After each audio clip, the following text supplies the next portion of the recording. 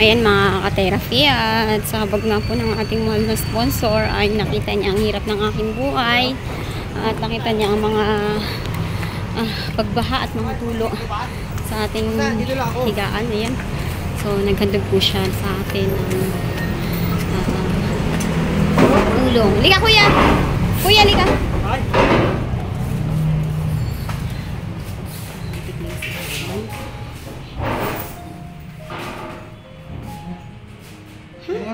Sa cellphone mo. Sa cellphone ko? Sinand ko na. Sa photos.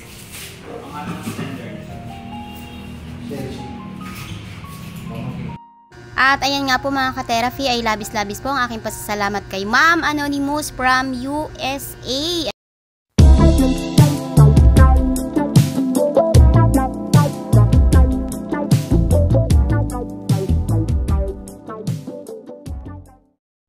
Maraming salamat po ma'am sa inyo pong ginintaong puso na kahit ikaw po ay nasa malayo ay kaya niyo pong magmahal at mag-abot po ng inyong tulong. God bless you po ma'am. Hour later. At ayan nga po mga ka-therapy, ay nakabili na po tayo ng trapal para po magamit po natin sa atin pong bubong. Dahil nga po grabe basang-basa po ang higaan ng ating anak na nag-aaral po. So ayan, sa habag po ni mama ay nais niya pong handugan kami ng panglagay po sa bubong para hindi na po tumulo sa loob po ng aming bahay. Ayan po. Maraming salamat po ma'am.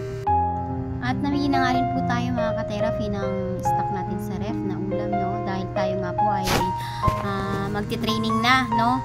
At sana nga po mga ka-therapy ay maging matagumpay po tayo doon po sa atin pong magiging training, no?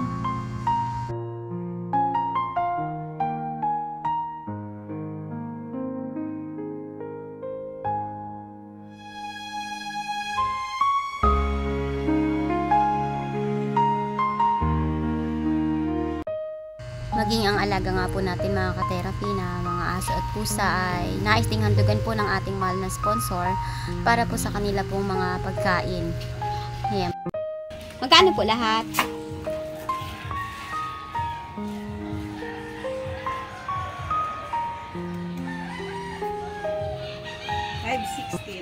$516.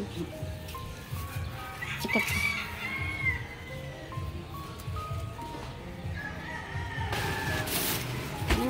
Mga ka-therapy na, nakapamili na po tayo ng pang-stock sa ref dahil tayo po ay magti-training ulit. Alis po tayo mamaya at nakapamili tayo ng pang-ano natin, budget sa bahay. Maraming salamat po ma'am sa pagmamahal niyo po sa amin at natulungan niyo po kami ma'am dahil grabe talaga po ang gastusin natin dito sa ating sinusubukan po na pag-a-apply ng trabaho, no?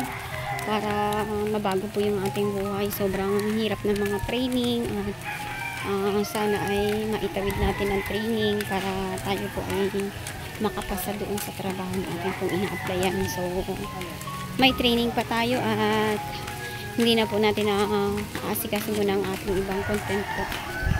A few minutes later.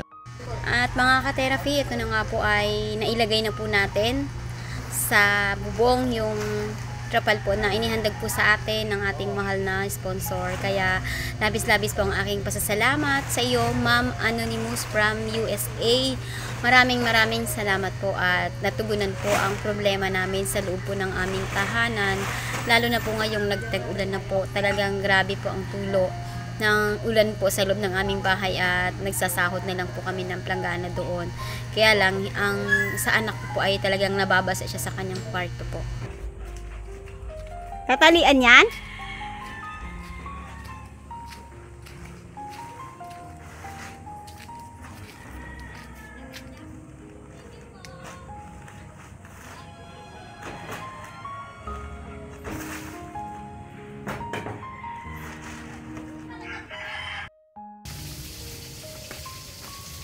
Ano yung pasa mo? Itataliin pa? Sa pader. Papakuan mo? Ganyan lang muna. Temporary. Para lang di siya mabasa sa loob, no?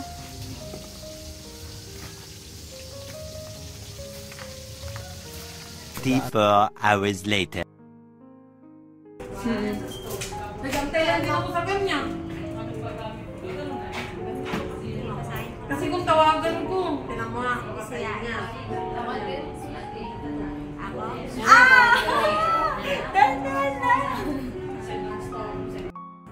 Yung dalawang bato, shiatsu to shiatsu kasi masyadong malaki to. Halimbawa, shiatsu.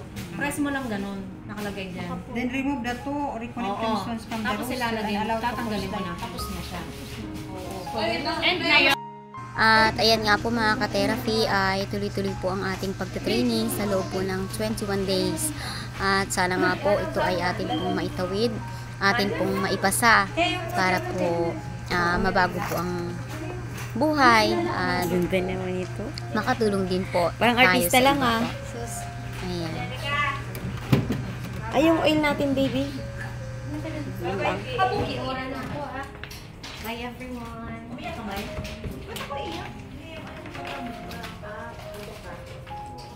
Wala akong pick. Ano yun? Gano'n? Paisan mo yan ah. Naday, baka mapagalitan tayo ni Piday. At ito nga po mga ka-therapy ang pinagsisikapan ko na mabago ang aming buhay dahil ito nga po ang aming kalagayan ay mahirap po na lumalaki po ang mga anak at wala po tayong napupundar. So yan po ang dahilan kung bakit tayo po ay nagsusumika para mabigyan po ng magandang buhay po ang ating mga anak at mailagay sila sa maayos na edukasyon at magandang pong kinabukasan. Ito po ang sistema sa bahay kapag rumaragasa po ang baha. Kaya ito po ay ayaw nating maranasan ng ating mga anak ang ganito po kahirap na kalagayan. At ito nga po mga ka-therapy ang pinagsisikapan ko na mabago ang aming buhay dahil ito nga po ang aming kalagayan ay mahirap po na lumalaki po ang mga anak at wala po tayong napupundar. So yan po ang dahilan kung bakit tayo po ay nagsusumika para mabigyan po ng magandang buhay po ang ating mga anak at mailagay sila sa maayos na edukasyon at magandang pong kinabukasan. Ito po ang sistema sa bahay kapag rumaragasa po ang baha. Kaya ito po ay ayaw nating maranasan ng ating mga anak ang ganito po kahirap na kalagayan. Ayan, at mga ka-therapy, habang tayo nga po ay nasa training ay hindi po tayo pwedeng umabsent. Kaya sa araw naman po ng pagtatapos ng ating anak ng 4 na taon sa kolehiyo ay tayo po ay hindi makakarating. Dahil napakahalaga po ng ating training. Iyak talaga ako. Ayan. Ha? Dati iniisip mo lang kung ano na. Makagraduate ba ako yun? Ayan. Hindi ako magsasabit sa kanya. Naku. Hindi ako makaka-congratulate hindi si Papa. Kasi ako naman mula elementary hanggang high school. So ngayong college, si Papa naman. Kasi ako napakalaga ng training ko. Congratulations na umiyak si Mama sa tuwa. Ayan. Tapos mo mo. Ayoko. Basta congratulations sa sipag at tiyaga sa tulungan namin ni JP at ni Papa. Ayan, sa wakas gagraduate na si JP. 2 days na lang. Ayan, at meron pa po tayo mga ka-therapy na magsa-secondary college at 2 pa po sa high school. Kaya todo sikap po tayo ngayon at susubukan pong mabago ang buhay kung tayo po ay pahihintulot ng Panginoon na makapasok dun po sa inaplayan po nating trabaho.